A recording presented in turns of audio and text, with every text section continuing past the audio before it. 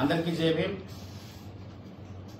ఈరోజు శ్రీకాకుళం జిల్లాలో Ambedkar India mission తరఫున పత్రికా సమావేశం ఏర్పాటు చేయడం జరిగింది.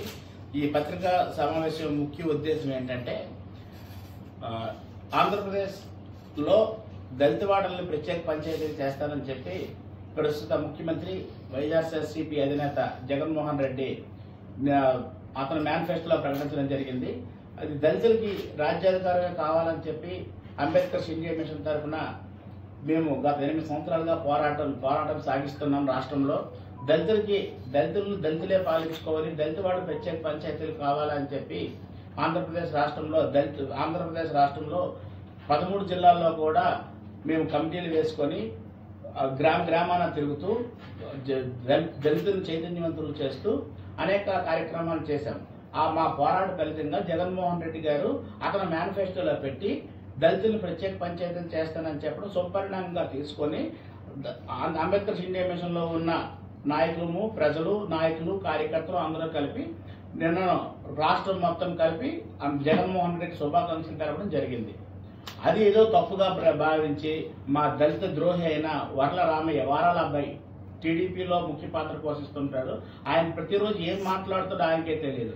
ఆయన నిన్న వెళ్లి రాష్ట్రంలో ఉన్న ఎన్నికల అధికారి గారికి మాన్యశ్రీ పివి సునీల్ కుమార్ గారిపై ఒక తప్పుడు ఫిర్యాదు చేయడం జరిగింది. దళితవాడ ప్రత్యేక పంచాయతీలు చేస్తే జగన్మోహన్ రెడ్డి గారికి పివి సునీల్ కుమార్ గారు అభినందనలు తెలిపినట్టుగా ఒక తప్పుడు ఫిర్యాదు చేయడం జరిగింది. ఎన్నికల నిబంధనల ప్రకారం నిజాయితీగా అధికారి మా పివి సునీల్ కుమార్ గారు ఎన్నికల నోటిఫికేషన్ వచ్చిన తర్వాత జగన్మోహన్ రెడ్డి గారిని గాని అలాగే ఆయన శుభాకాంక్షలు తెలపడం గాని జగన్మోహన్ రెడ్డి కలవడం గాని ఎక్కడైనా చూసినట్లు గాని ఎక్కడైనా నిరూపించగలరా? వర్ల రామయ్య గారు మీరు అనవసరంగా పిచ్చి మాటలు మాట్లాడుతూ ఏం మాట్లాడుతారో మీకే తెలియదు. పత్రికా సమావేశంలో ఏర్పాటు చేసి అనేక పిచ్చి మాటలు మాట్లాడుతూ ఎప్పుడు అధికారులని ప్రజల్ని తప్పుదో పట్టించడమే లక్ష్యంగా మీరు పనిచేస్తుంటారు. మీ ఎజెండా ఒక కమ్మ పార్టీకి ఊడిగం చేయడమే తప్పితే కానీ దళితుల సంక్షేమం కోసం ఎప్పుడైనా మీరు పాటుపడ్డారా?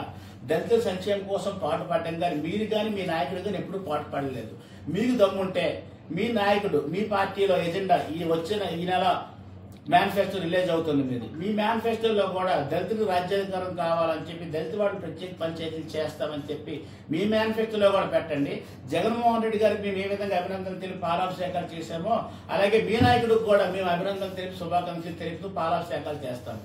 మీరు రాష్ట్రంలోనే ఉంటున్నారు కనుక రాష్ట్రంలో ఏం ప్రభావం ఎంతో మీకు అర్థమైంది. ఆ ప్రభావాన్ని చూసి ఏం చేస్తుందో ఎవరికి సపోర్ట్ చేసేస్తుందో ఎవరికి మద్దతు ఇస్తుందో అని చెప్పి మీరు భయపడిపోయి మా నాయకుడి మీద మీరు ఈ విధంగా ఎన్నికల కమిషన్ ఫిర్యాదు చేయడం దళిత సమాజం ఎవరు ఊరుకోరు.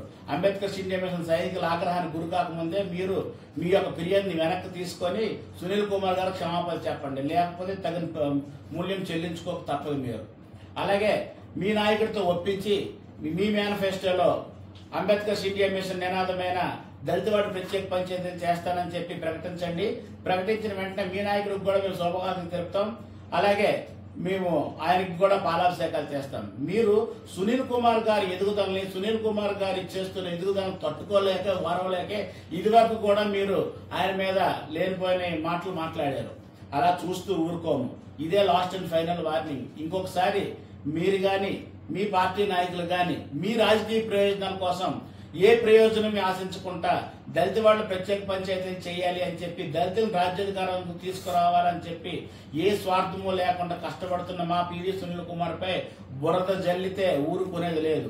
మీ రాజకీయాల ప్రయోజనం కోసం రాజకీయ రంగులోకి ఈ రాజకీయ ఉద్యోగానికి మా సునీల్ కుమార్ గారిని లాక్కండి. ఆయన ఫైర్ సర్వీస్ లో పనిచేస్తున్నారు. ఏ ఉద్యోగం పైరువీలు జరుపుకోలేదు, పోస్టింగ్ల కోసం పైరువీలు జరుపుకోలేదు. ఓన్లీ దళితులను రాజులు చేయాలని చెప్పి దళితులకు రాజ్యాధికారం రావాలని చెప్పి ఈ రోజు పివి సునీల్ కుమార్ దళితుల సంక్షేమం కోసం ఏ స్వార్థము ఎరగకుండా సింగిల్ ఎజెండాతో ఆయన ఈ రాష్ట్రంలో పనిచేస్తున్నారు. అటువంటి మహానుభావుడి కోసం మీరు తప్పుడు మాటలు మాట్లాడినా తప్పుడు ఫిర్యాదులు చేసినా క్షమించేది లేదు. ఖబర్దార్.